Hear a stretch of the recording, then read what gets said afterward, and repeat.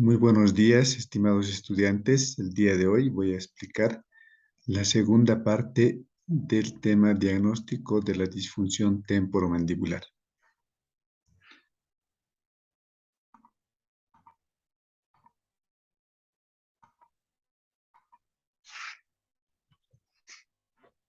Habíamos quedado la anterior clase en el inicio del diagnóstico.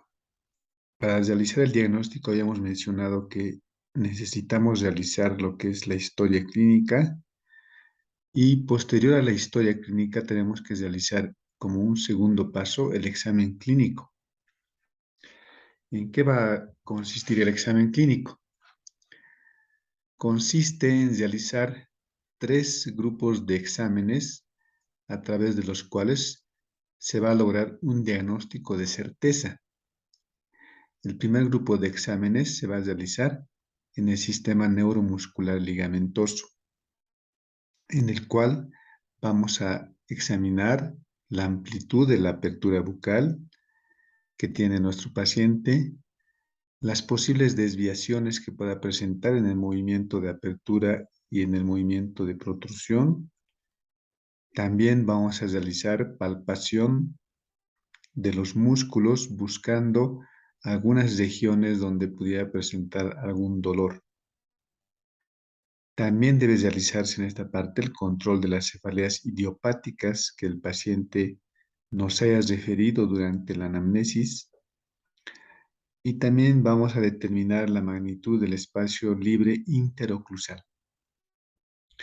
En el segundo grupo de exámenes que vamos a realizar en esta parte del examen clínico es el examen propiamente dicho de la articulación temporomandibular, en el cual vamos a buscar 2 signos y síntomas. Uno va a ser el dolor, principalmente a través de la palpación, y el segundo va a ser buscar ruidos articulares a través de la auscultación de la ATM. El tercer grupo de exámenes que vamos a realizar es el examen del sistema dentario, en el cual se debe evaluar la discrepancia entre la oclusión en relación céntrica y la oclusión habitual. También examinaremos el tipo de acoplamiento anterior que presenta y si existen o no facetas parafuncionales en las piezas dentarias. Primero, vamos a empezar con el examen del sistema neuromuscular ligamentoso. Lo primero que vamos a realizar es examinar la apertura bucal, para lo cual pedimos a nuestro paciente que haga una apertura máxima. ¿Y qué es lo que tenemos que observar cuando nuestro paciente está realizando la apertura máxima? Tenemos que observar primeramente la distancia que realiza la apertura. Vamos a medir mediante una regla milimetrada cuál es la distancia de la apertura bucal. Y podremos determinar si nuestro paciente presenta una apertura normal, que sería aproximadamente desde 35 a 45 milímetros. Si presenta una apertura menos de 35 milímetros, lo catalogamos como una hipomovilidad. En cambio, si presenta una apertura más de 45 milímetros, ya se cataloga como una hipermovilidad. Tenemos que también observar cuando estás realizando el movimiento de apertura. Primeramente le pedimos a nuestro paciente que haga una apertura y si nosotros notamos que presenta una hipomovilidad, que no puede abrir entre los 35 y 45 milímetros,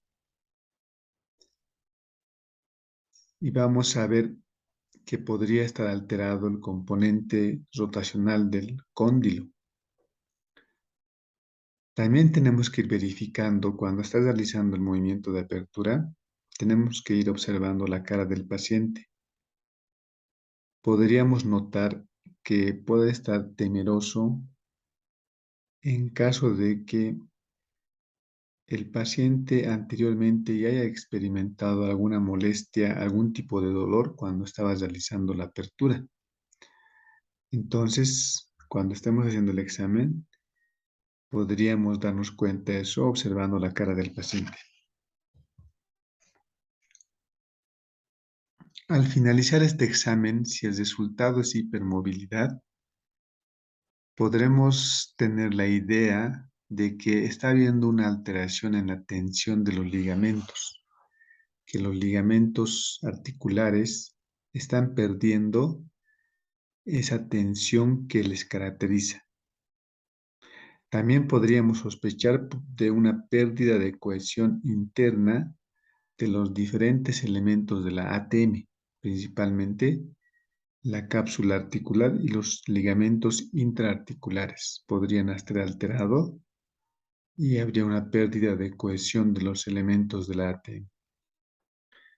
En caso de que observemos una hipomovilidad, esto nos estaría indicando de que existe una alteración en cuanto a la respuesta de un músculo, de los músculos. Habría una alteración de los músculos.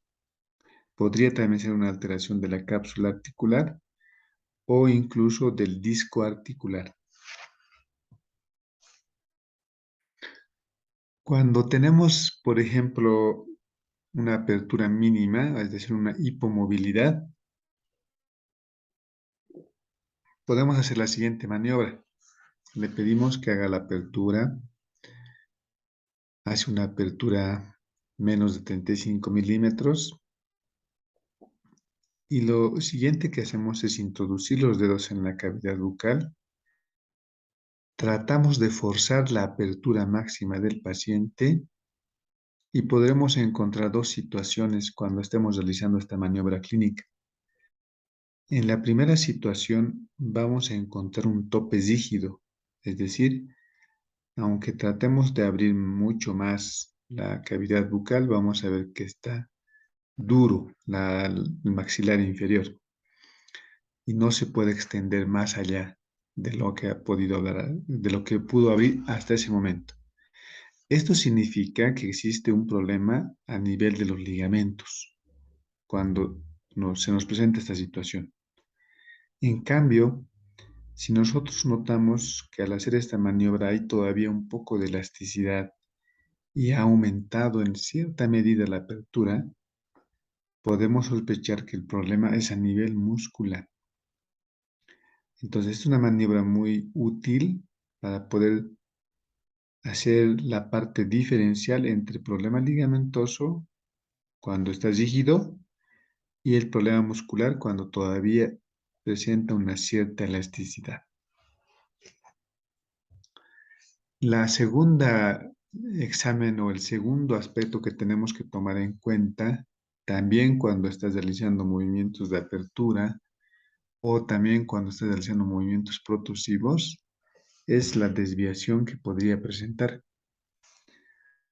En este caso, la observación, vamos a observar que es una hipomovilidad unilateral. Significaría que un lado de la mandíbula no mueve correctamente, presenta una hipomovilidad, pero solamente en un solo lado. Puede ser el lado derecho o el lado izquierdo.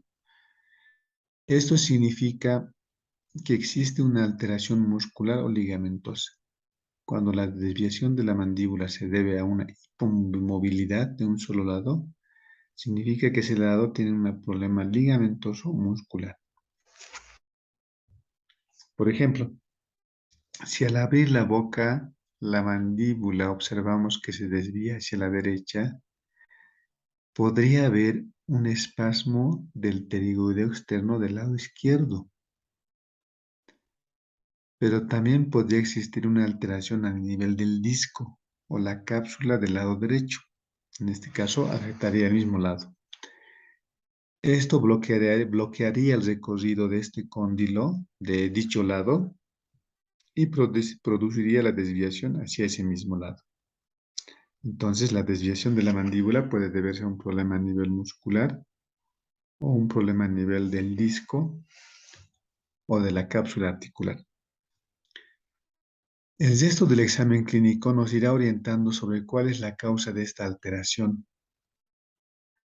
Al realizar los demás exámenes clínicos que vamos a ir explicando, vamos a poder diferenciar si es un problema muscular o es un problema ligamentoso.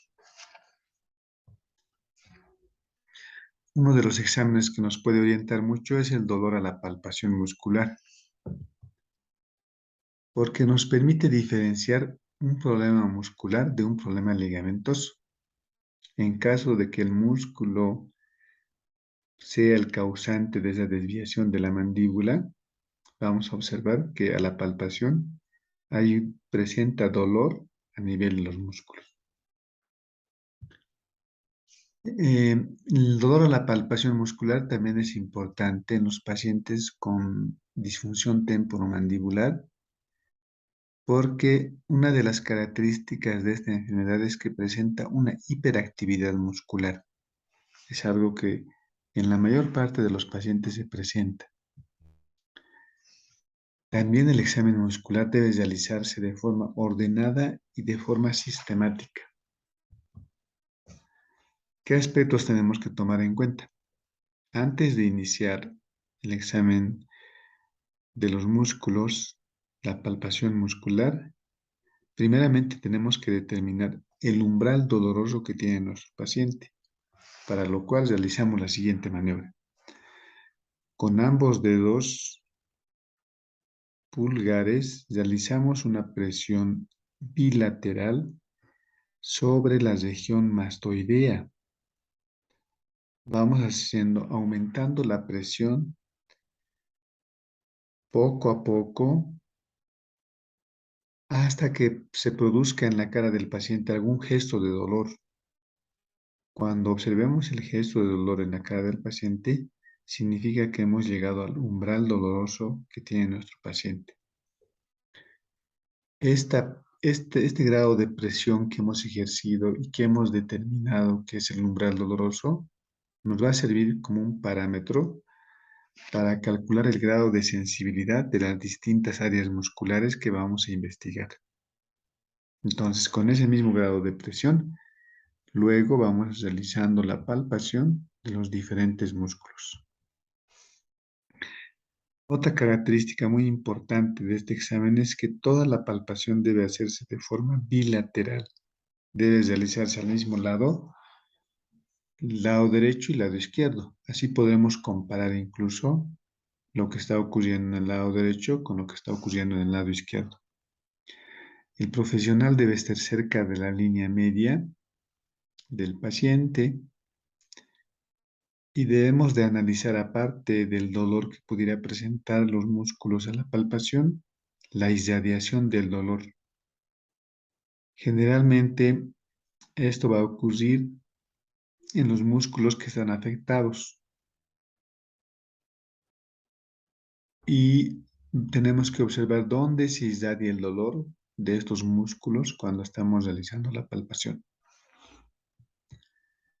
Por ejemplo, en la palpación del massetero tenemos que determinar el grado de miositis de sus fascículos, tanto el superficial y el profundo, es decir, el grado de inflamación de los músculos. También podremos determinar el bruxismo céntrico, en el cual el más afectado es el fascículo superficial del massetero.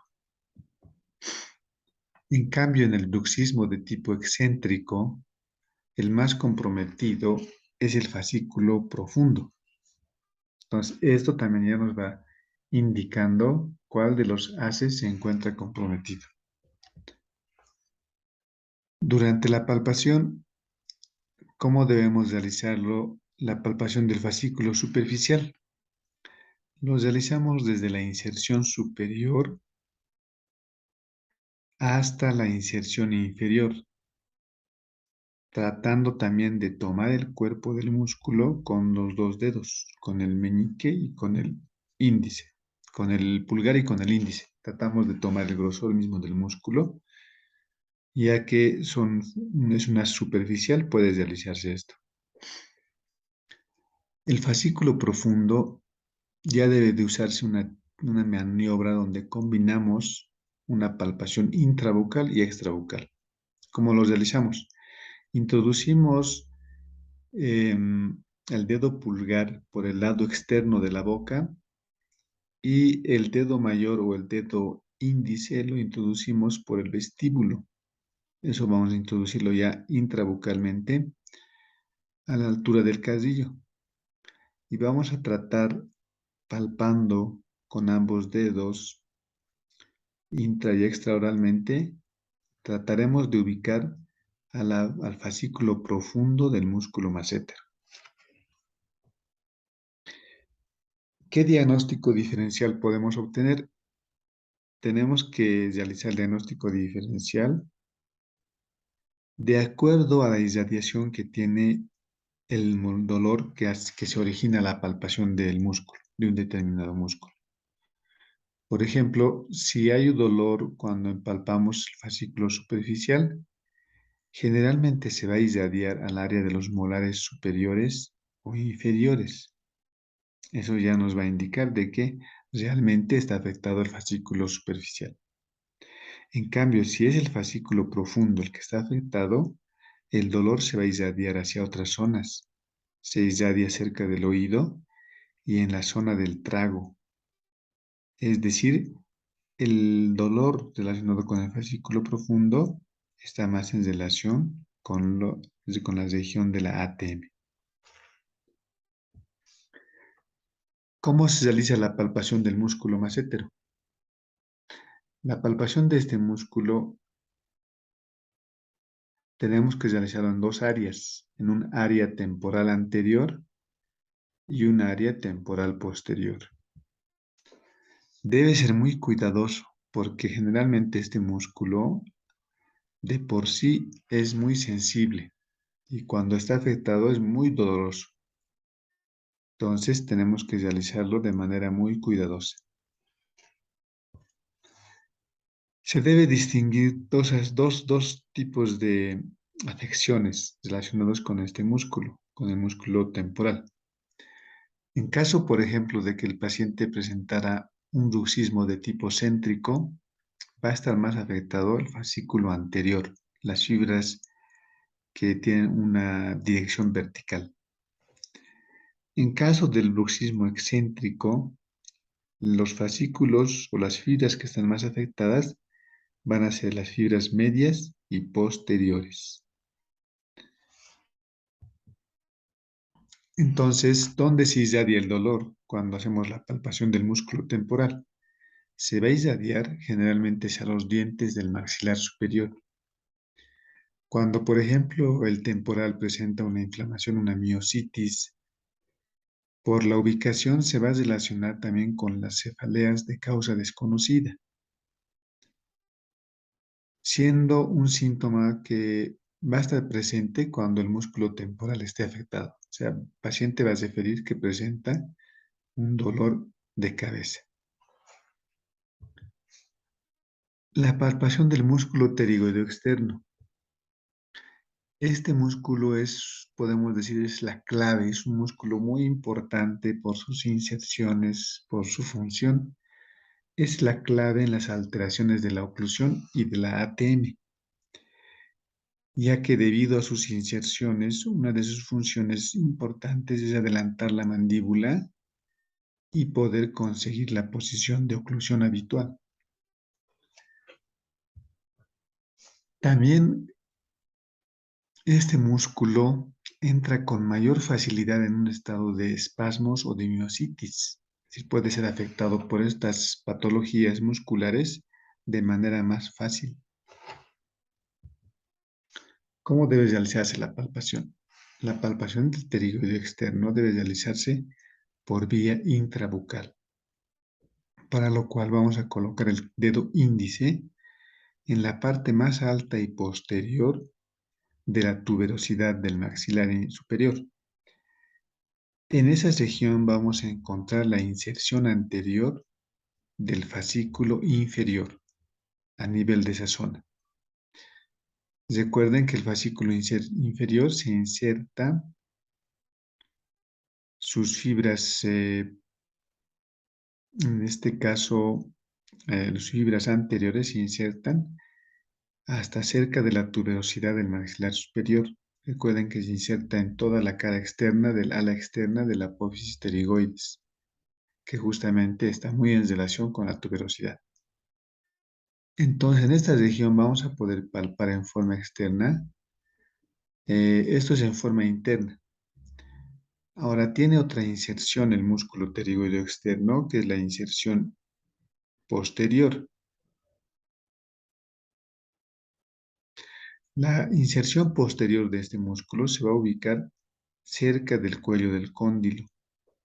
Entonces, esta inserción posterior vamos a poderlo palpar por vía extrabucal. Entonces, localizamos el cuello del cóndilo y palpamos en esa región la inserción posterior. Es difícil distinguir entre el fascículo superior y el fascículo inferior, ya que el fascículo superior se encuentra mucho más arriba.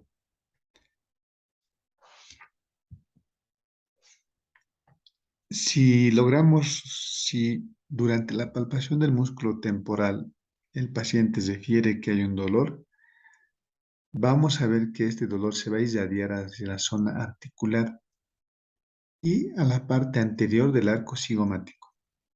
Entonces, si el paciente refiere que también siente dolor en esas zonas, esto nos confirmará que realmente el músculo pterigoideo externo se encuentra afectado. El cuarto paso que hacemos durante el examen clínico es el control de las cefaleas idiopáticas. Las cefaleas idiopáticas están asociadas a los espasmos musculares del músculo temporal, principalmente. También cuando está afectado el músculo trapecio y en algunos casos también podría estar afectado el músculo esternocleidomastoideo. El conocimiento de los diferentes tipos de dolor que ya hemos ido hablando hasta ahora en la anterior clase, que han sido sobre la migraña, la arteritis, las neuralgias, juntamente con el examen clínico muscular que ya estamos aprendiendo a realizar, nos va a permitir realizar un diagnóstico de gran valor en la disfunción temporomandibular, que es el dolor a nivel de esta región, de la región temporal que se relaciona con las cefaleas idiopáticas. Tenemos que diferenciar principalmente a través de las características del dolor que presenta el paciente. Y juntamente con este tipo de palpación que realizamos en estas zonas, nos va a permitir tener una idea más clara de cuál es el origen de esa cefalea que presenta el paciente. El quinto punto es la magnitud del espacio libre interoclusal. El espacio libre interoclusal es aquel espacio que se presenta entre dientes superiores e inferiores cuando la mandíbula está en una posición de reposo. Este espacio interoclusal también se va a poder establecer gracias a un equilibrio entre los músculos elevadores y músculos depresores. Cuando este espacio libre interoclusal determinamos clínicamente que es menor que el parámetro de lo normal, esto vamos a poderlo corroborar a través de una electromiografía. Vamos a observar que la diferencia en cuanto al espacio interoclusal es mucho mayor en la presencia de interferencias oclusales. También vamos a ver que está alterado el espacio libre interoclusal en la tensión psíquica. En este caso habrá una reducción clínica del espacio libre interoclusal.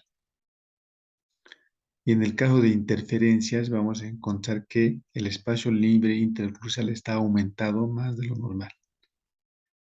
También la disminución de este espacio interoclusal se puede asociar a cambios en la posición de la mandíbula. En ciertos casos, el paciente puede presentar alguna sintomatología dolorosa a nivel de la ATM. El segundo punto que tenemos que examinar durante el examen clínico de la ATM es la ATM principalmente dicha, el examen clínico de la ATM. En este aspecto, lo primero que evaluaremos es si presenta dolor la ATM durante la palpación. Hay dos formas de realizar esta palpación de la ATM. Podemos hacer la palpación desde el meato auditivo externo, introduciendo nuestro dedo índice en el interior del meato auditivo externo, para lo cual nos paramos frente al paciente, apoyamos los dedos meñiques contra la pared anterior del meato auditivo externo. El paciente debe realizar movimientos de apertura y de cierre cuando una vez que hemos ubicado nuestro dedo meñique en el conducto auditivo externo, y tenemos que ver y observar qué ubicación toman los cóndilos durante los movimientos. Vamos a percibir a través de nuestros dedos, de la sensación que captan nuestros dedos, un deslizamiento distal posterior de alguno de los cóndilos. Es decir, uno de los cóndilos, al realizar la apertura, en vez de dirigirse hacia la parte de adelante, puede sufrir una distalización. También podemos percibir, en ciertos casos, una suavidad e irregularidad en el movimiento. Cuando el movimiento es suave, vamos a ver que el movimiento en esa ATM es normal. Cuando es irregular y tosco, podremos determinar que está alterado en ese lado. Otro aspecto es buscar si presenta dolor a la palpación en estas áreas. Si el paciente nos refiriera que presenta dolor, esto nos indica de que existen ya trastornos patológicos articulares propiamente dichos. Pueden ser también afectados los ligamentos intra o extraarticulares.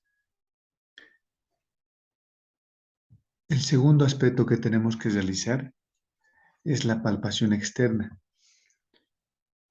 Deben distinguirse las distintas áreas del cóndilo cuando estamos realizando la palpación externa, principalmente de la zona del polo externo.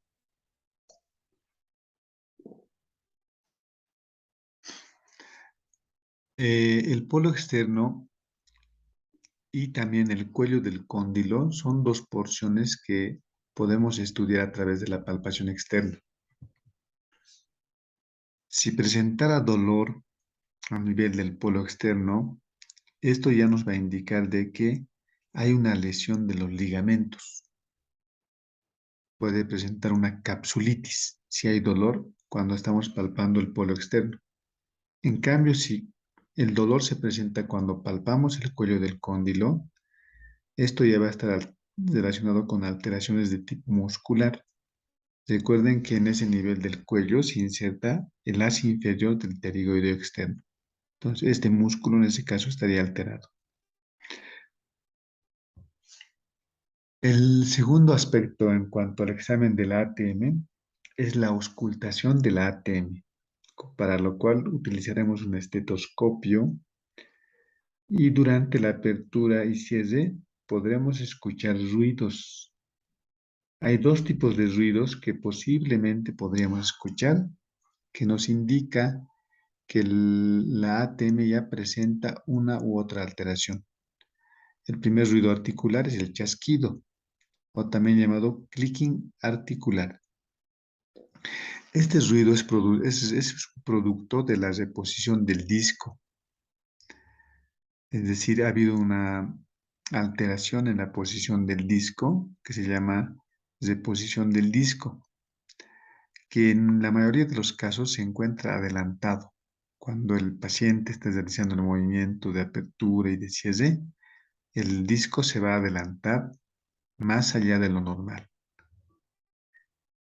Y cuando el paciente cierra la boca, vas a tomar una posición por encima del cóndilo en muchos casos. Esto cuando se realiza la apertura. Para entender mucho mejor, vamos a mostrar este pequeño video para observar qué tipo de alteración presenta el disco cuando existe esta alteración. Permítame un momentito, perdón. O sea, la parte de atrás. Ahí está. Entonces, esto es un desplazamiento discal.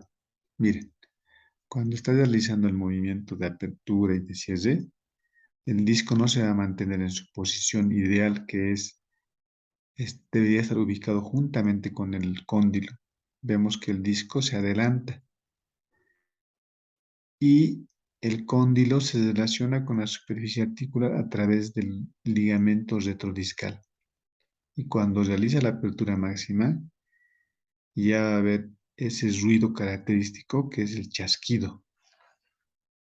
Se produce por esta mal posición, por una posición mala que presenta el disco articular.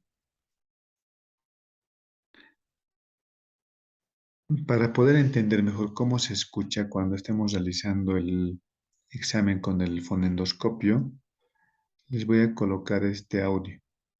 Escúchenlo atentamente. Ese ruido presenta el chasquido. Es como cuando juntamos nuestros dedos y hacemos ese movimiento característico y el dedo emite ese sonido. A ver, otra vez vamos a escuchar. Ese es el chasquido. Entonces, cuando presenta alteración, este ruido articular en el examen con el fonendoscopio, ya nos va a hacer pensar de que hay una alteración a nivel del sincronismo de los fascículos superior e inferior del pterigoideo externo. Una de las causas puede ser esa. También que hay una distensión excesiva y excesiva libertad del movimiento intracapsular y extracapsular por fuerzas de tipo crónica. En cuanto al otro ruido que podríamos escuchar durante la auscultación, es la crepitación. Este es un ruido característico que podemos compararlo al ruido que se produce cuando uno está caminando sobre una superficie pedregosa. En caso de que se presente la crepitación, su pronóstico también es diferente. En el caso del chasquido, tiene un mejor pronóstico, porque si eliminamos la causa por la cual se ha producido el chasquido, el disco puede recuperar su posición adecuada y este ruido se puede perder. En cambio, en caso de que se presente la crepitación, ya nos estaría indicando de que hay una destrucción de los elementos articulares, porque generalmente la crepitación ya se presenta cuando una persona presenta una osteoartritis. La osteoartritis significa que están comprometidos las estructuras de la ATM, entre las cuales podemos mencionar los ligamentos. También pueden estar comprometidos las superficies óseas, podrían presentar una reabsorción patológica. Podrían estar afectadas las estructuras musculares, vasculares y nerviosas. Entonces, este ruido tiene un pronóstico desfavorable. Vamos a escuchar cómo suena este ruido cuando estemos haciendo el examen mediante el fonendoscopio. Escuchen, por favor.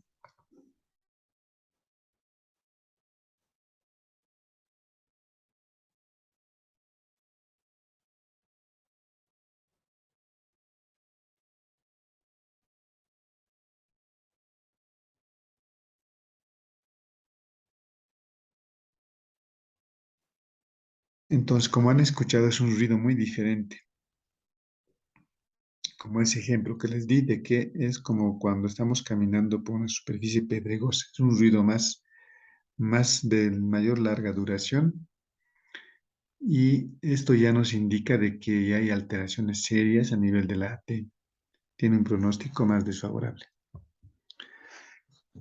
Pasamos al tercer punto, que es el examen del sistema dentario, en el cual analizaremos también la oclusión, que generalmente lo vamos a realizar en los modelos. Es mucho más práctico realizar este examen en los modelos, por todas las ventajas que tiene realizar el examen en los modelos. El valor diagnóstico que nos da este examen de la oclusión en los modelos es relativo, ¿no? No puede darnos un valor absoluto porque va a depender del grado de alteración muscular que está presente en el paciente. Por ejemplo, cuando la relación céntrica se encuentra afectado en los pacientes con disfunción temporomandibular, tendremos que realizar los siguientes análisis en los modelos. Tenemos que analizar la guía anterior, el tipo de acoplamiento anterior que presenta, las discrepancias que puede presentar en relación céntrica, la presencia de interferencias durante movimientos protrusivos y de lateralidad, tanto en el lado de trabajo y de no trabajo. También tenemos que observar si hay piezas desalineadas, piezas ausentes, si existen obturaciones o restauraciones mal realizadas, sobrecontorneadas, si existen facetas parafuncionales en las superficies dentarias, si existen piezas supernumerarias, y también tendremos que analizar la alineación tridimensional, tanto individual como de conjunto. Entonces, toda esta serie de análisis tenemos que realizarlo en los modelos. En cuanto a la discrepancia entre oclusión habitual y oclusión en relación céntrica, es un aspecto muy importante que lo realizamos cuando hacemos el montaje de los modelos en el articulador semiajustable. Se considera que la discrepancia mínima que debe haber entre estos dos aspectos no debe ser mayor a 1 milímetro. En caso de que sea mayor a 1 milímetro, ya nos estaríamos encontrando en ya se habría perdido esta relación entre oclusión habitual y oclusión en relación céntrica. Lo ideal incluso es que deben coincidir estas posiciones, pero puede haber una discrepancia hasta 1 milímetro. Se considera que puede ser fisiológico esta discrepancia.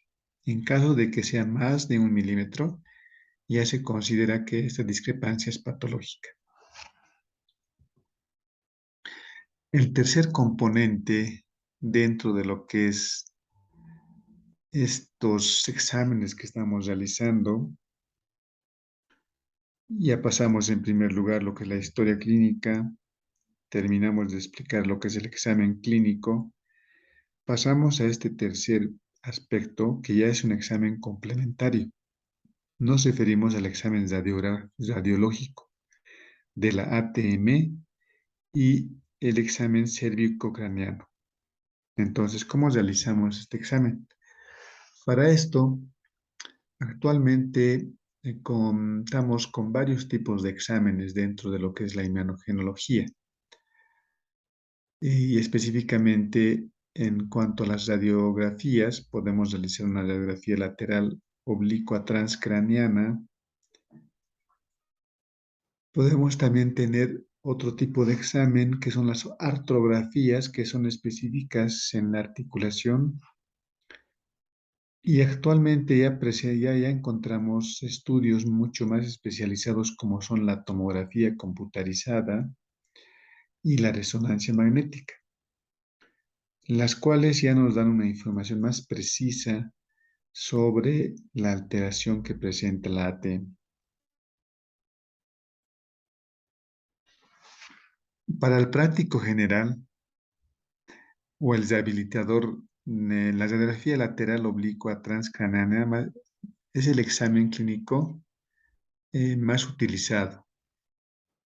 Tal vez va a ser suficiente para una persona que ya está especializada en estos exámenes que constantemente los realiza, puede fácilmente detectar alteraciones de la ATM simplemente con una radiografía lateral oblicua transcraneana.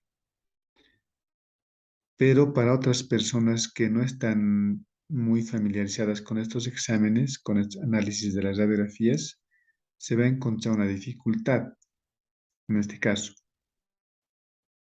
Hay una complejidad de la estructura articular debido a la superposición que se va produciendo entre los diferentes componentes de la ATM, de los diferentes principalmente componentes radiopacos.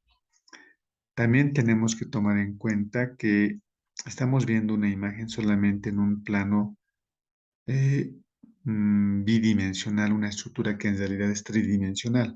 Entonces, estas son las limitaciones de las radiografías que van a afectar más a las personas que no son expertas. En el examen radiológico de la articulación temporomandibular, a pesar de las desventajas que hemos citado, es muy importante en el diagnóstico y en este aspecto tomamos de manera sistemática porque sirven para ratificar la información obtenida durante el examen clínico y además nos permiten descartar alteraciones estructurales que podrían llevarnos a un error diagnóstico. Dentro del examen radiológico se realiza una serie de 3 posiciones. En 3 posiciones se debe tomar la radiografía. Una es en oclusión habitual, la segunda posición es en posición de reposo y la tercera en una posición de apertura máxima. En muchos casos también se le puede pedir una cuarta posición al radiólogo. Es a través de utilizar, pidiéndole al paciente que utilice lo que son las laminillas del long o un jig de Lucía que ha sido confeccionado para tal efecto. Esto nos va a permitir observar la posición del paciente en oclusión céntrica. Perdón, la posición de la mandíbula en relación céntrica. A través de estos dispositivos logramos que la mandíbula se coloca en posición de relación céntrica y vamos a poder comparar esta posición con la posición que tiene el paciente en oclusión habitual. Vamos a ver, vamos a poder también ahí medir la discrepancia entre oclusión habitual y oclusión en relación céntrica.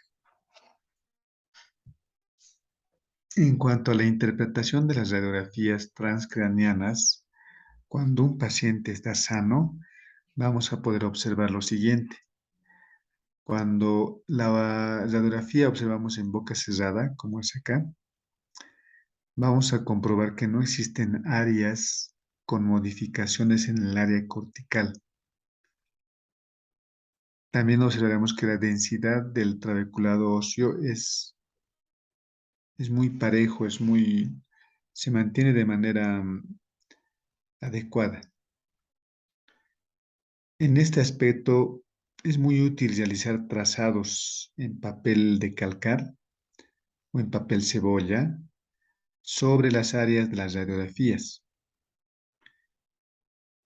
Y cuando vemos las radiografías con la boca abierta, con la boca en máxima apertura, tendremos que ir analizando el recorrido que ha realizado el cóndilo, desde la posición en la cual estaba en cierre hasta el punto donde se ha enfrentado con la eminencia articular.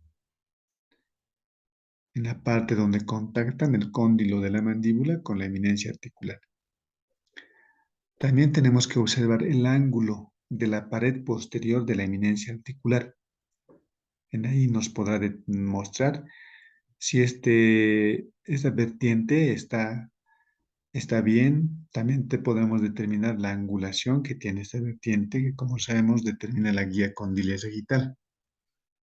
También tenemos que observar el espacio que existe entre el cóndilo y la eminencia en posición de apertura máxima. Estos aspectos es muy importante examinar.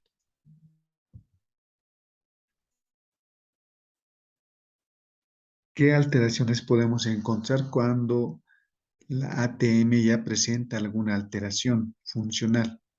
¿Qué, qué cosas tenemos que observar en la radiografía? Vamos a observar que en las estructuras articulares no tienen que presentar modificaciones. Miren acá, en esta radiografía ya está hecho el trazado.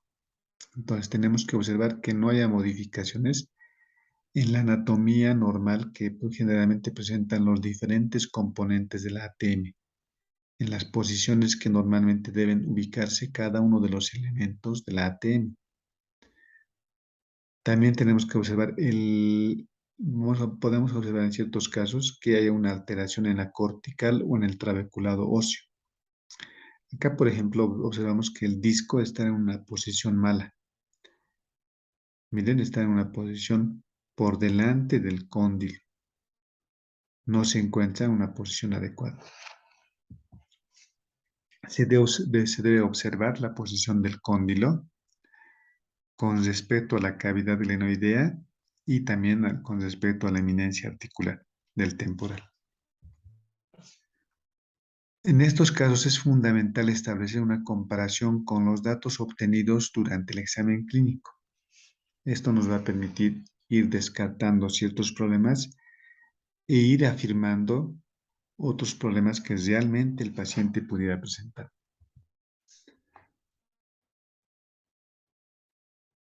Entonces, a través de esta serie de radiografías, podemos también encontrar ciertas alteraciones estructurales.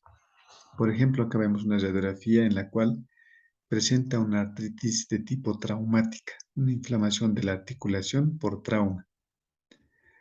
Acá en estas otras imágenes observamos una osteoartritis degenerativa, una artritis deformante. Miren cómo los cóndilos están deformes, han sufrido una reabsorción y disminución del tamaño, cambio de la forma normal que presenta el cóndilo.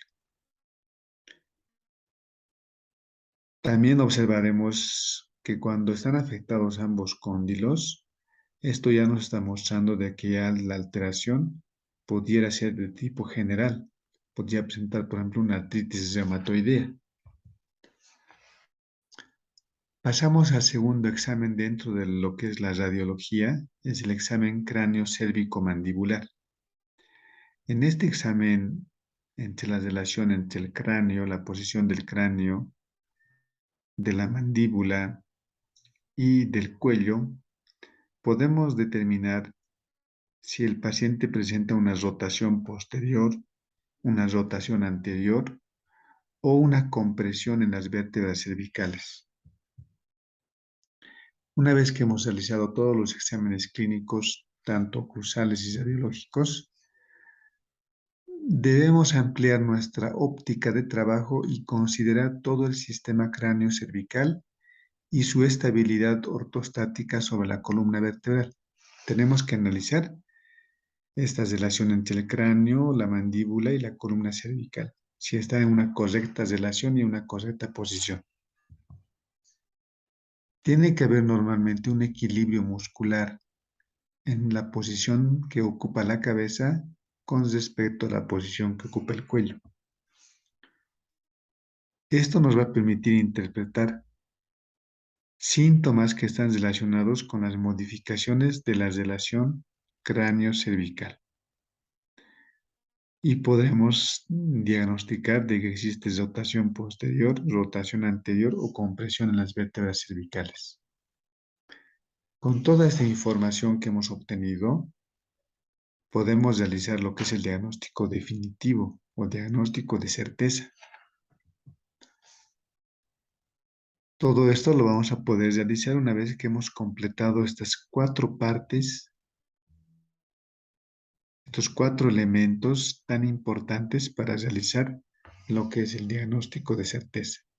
Repetimos, lo primero era la historia clínica, la anamnesis, el interrogatorio. Lo segundo, el examen clínico. Lo tercero era analizar lo que son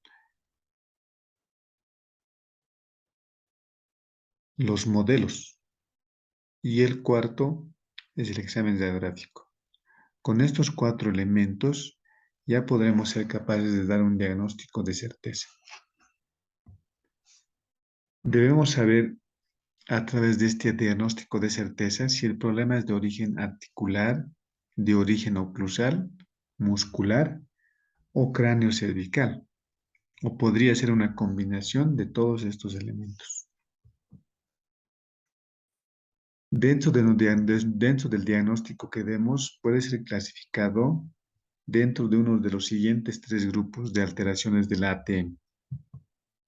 Pueden ser alteraciones reversibles, alteraciones parcialmente reversibles o alteraciones irreversibles en el peor de los casos.